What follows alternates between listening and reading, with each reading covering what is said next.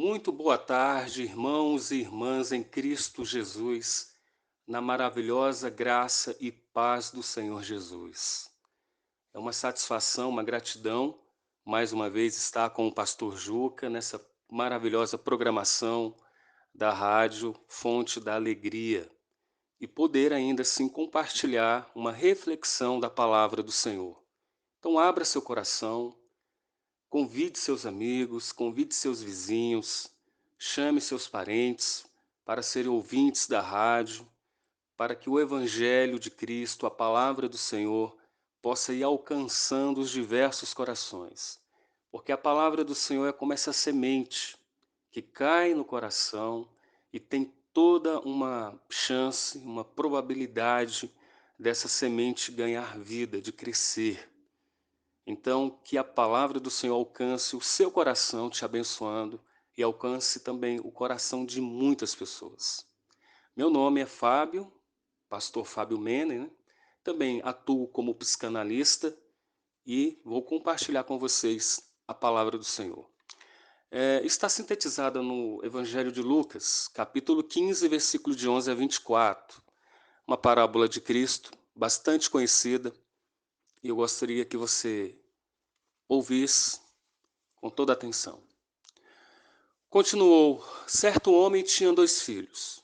O mais moço deles disse ao pai: Pai, dá-me a parte que me cabe dos bens. E ele lhes repartiu os haveres.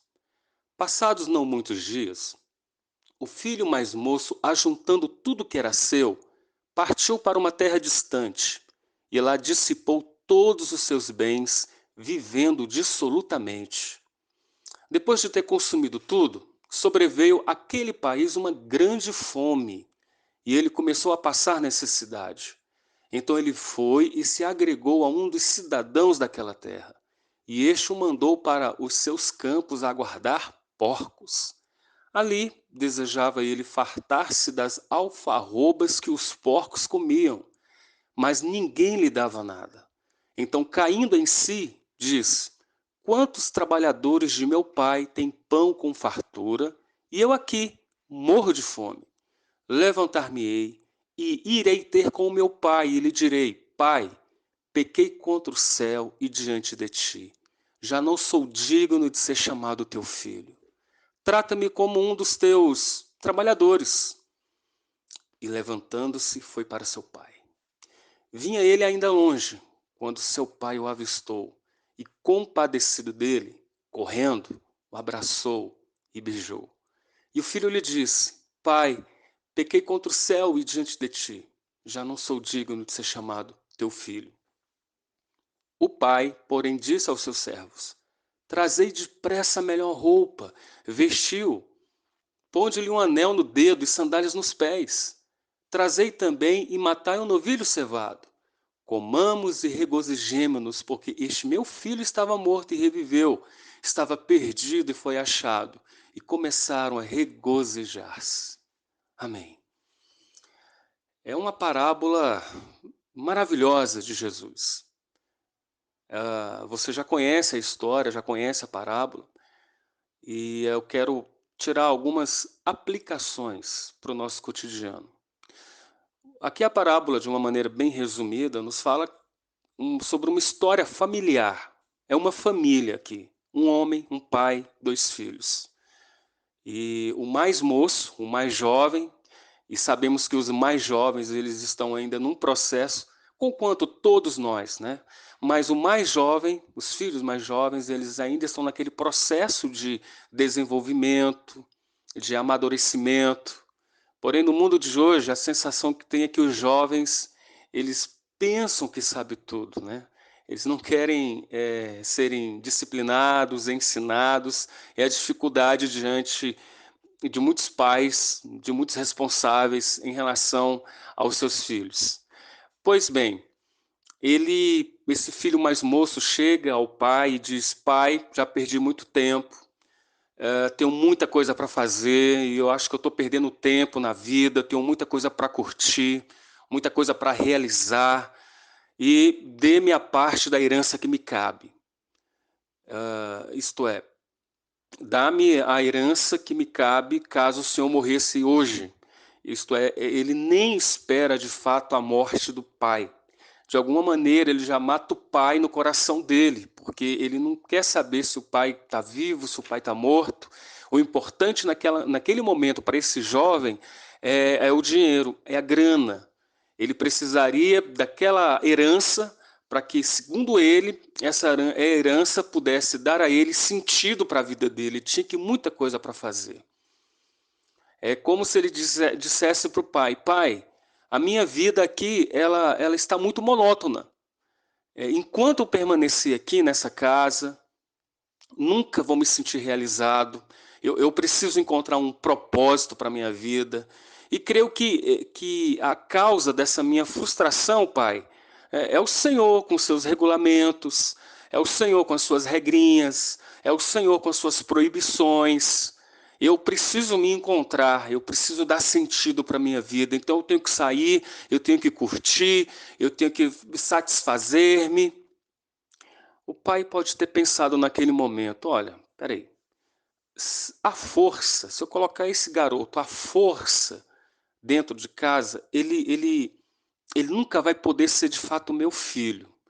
Porque, irmãos, um filho forçado nunca poderá ser um filho de verdade.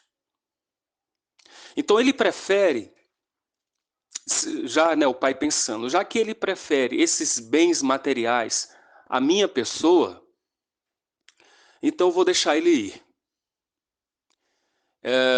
Se ele pensa que esses bens vão fazer dele um homem que ele deseja ser realizado, então eu vou permitir que ele possua esses bens. E mesmo com lágrimas nos olhos, penso eu, esse pai concede a esse filho, a esse jovem, a herança dele. É óbvio, né? O rapaz deve ter ficado muito satisfeito. O garoto deve ter pensado: agora o futuro que me aguarda está cheio de muitas possibilidades, de maravilhosas oportunidades, minha vida vai ser completamente diferente, eu posso fazer tudo o que eu quero do meu jeito, eu vou ser um homem livre. Mas alguns dias depois, né, a parábola continua, né? Alguns dias depois, claro, ele ajunta tudo que possuía, ele parte para um país distante. O filho, nesse momento, já considerava o pai como já estando morto mesmo, porque não havia mais comunicação com o pai. E ele queria estar, de fato, assim, né, afastado de todos, de tudo, se satisfazendo e se esbanjando, né, com muita vontade, com as vontades dele, com o dinheiro que ele tinha. E começou a viver a vida larga, a procurar sentido para a vida. Desta vez eu vou conseguir o que eu quero, ele podia dizer a si mesmo. Mas o texto da parábola vai nos indicar, irmãos, que por alguma razão a vida se recusava a ser exatamente o que ele esperava que fosse. E por isso ele começou a lançar mãos, vou assim dizer, de muletas, sabe, de apoios. Ele fez do dinheiro, né, em outras palavras, ele fez do dinheiro essa muleta, essa escora para si mesmo. De repente, ele tentou ter como esse apoio, esse amparo, essa muleta, as amizades. E descobriu também que as amizades não supriam aquilo que ele de fato queria. Nem o próprio dinheiro, nem essas amizades, falsas amizades. E gradualmente ele começa a sentir que a sua vida ainda continuava com um vazio e que tinha que procurar meios e modos de preenchê-lo. Aí foi por causa disso que ele começou a gastar mais dinheiro. Ele achava que gastando mais dinheiro encontraria mais sentido. E foi gastando e foi consumido. Isso, ele foi consumido. Ele achava que consumindo poderia trazer vida e satisfação, mas foi o contrário. Quanto mais ele gastava dinheiro, quanto mais ele consumia o dinheiro, mais internamente consumido ele se sentia.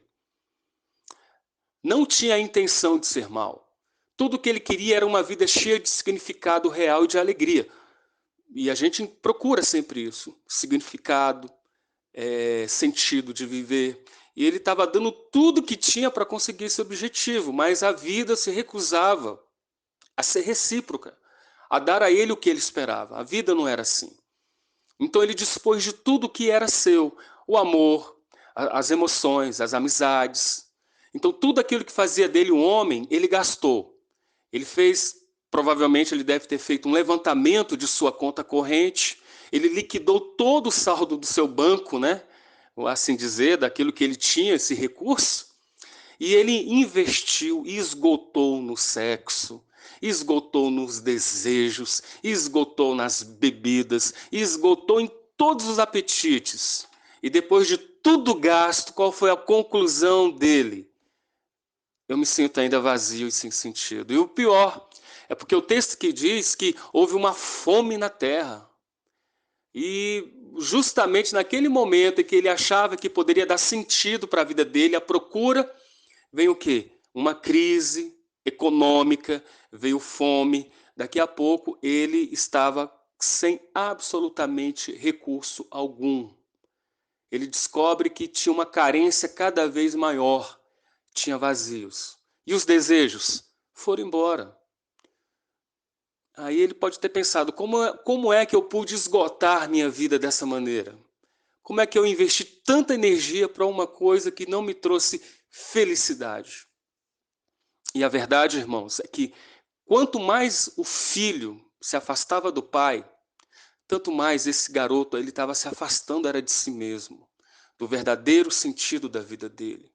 Agora ele estava confuso, ele estava faminto, ele estava cansado, ele estava morrendo à míngua e saudoso agora dos seus. Agora sentiu uma falta do pai. Ele estava desalentado, estava nu, com um profundo senso de culpa, distante. Pensou que talvez pudesse ganhar seu sustento de uma maneira, aliás, achava que poderia sobreviver com seus recursos, mas gastou tudo. Até que ele ouve uma história de que alguém está precisando de um trabalhador, de trabalhadores, para cuidar de porcos. E ele que diz, olha, eu não tenho mais nada, não tenho qualificação, eu não tenho condição, aptidão alguma de trabalhar em algo melhor. E foi aí que ele decide cuidar de porcos, né, das alfarrobas dos porcos. E você sabe que na cultura judaica, o porco é um animal imundo. Em outras palavras, ele foi para o submundo. Ele desceu, teve uma queda brusca na vida desse garoto. Então, antes vivia uma vida com o pai, tinha tudo de bom, e agora ele está no submundo, vivendo ali. Ele deixara o lar para gozar a vida, mas paradoxalmente é a vida que estava gozando dele, estava abusando dele. Ele sai da casa do pai em busca de liberdade, mas agora ele é um escravo das circunstâncias.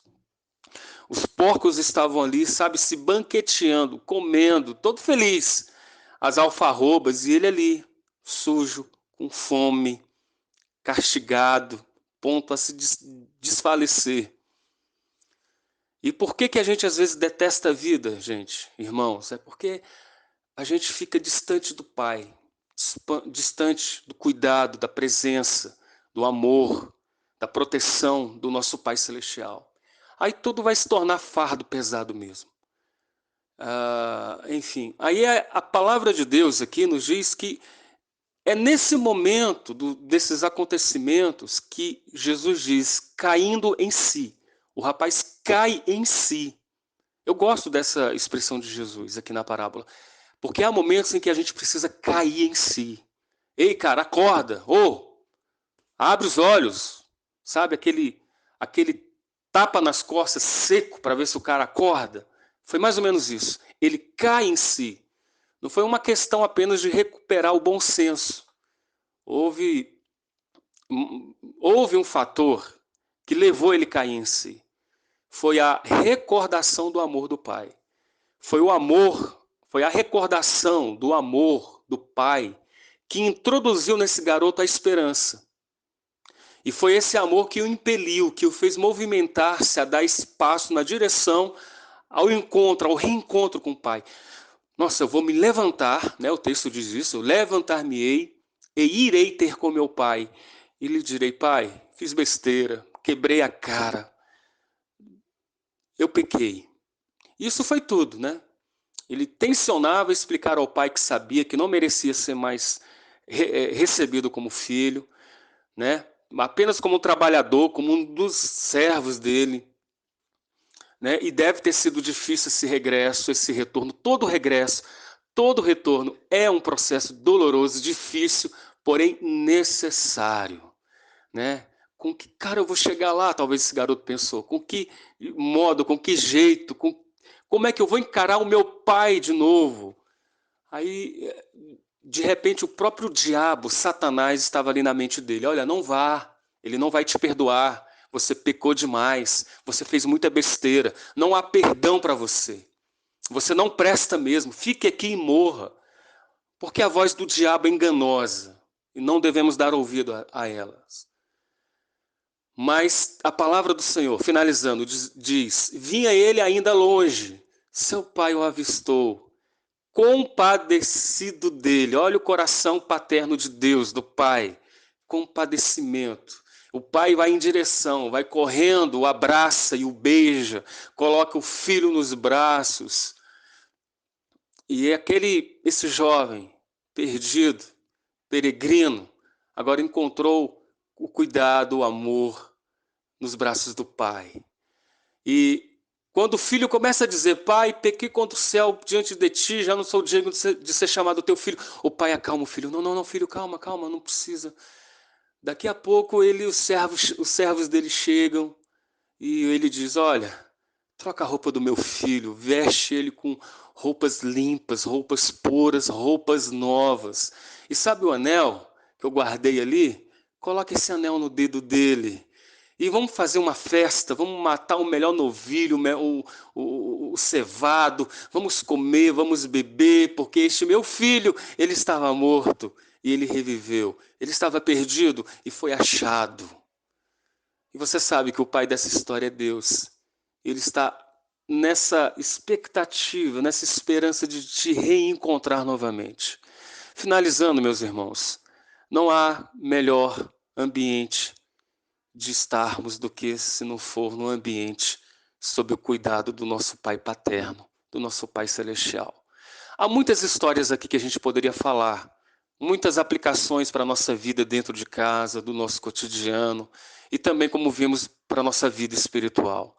Em outras palavras, corra para os braços do Pai, corra para o colo dele, porque é lá que você vai receber novas vestes, é lá que a aliança vai ser colocada no seu dedo, e é justamente lá que você vai poder se banquetear com alegria na presença do Senhor.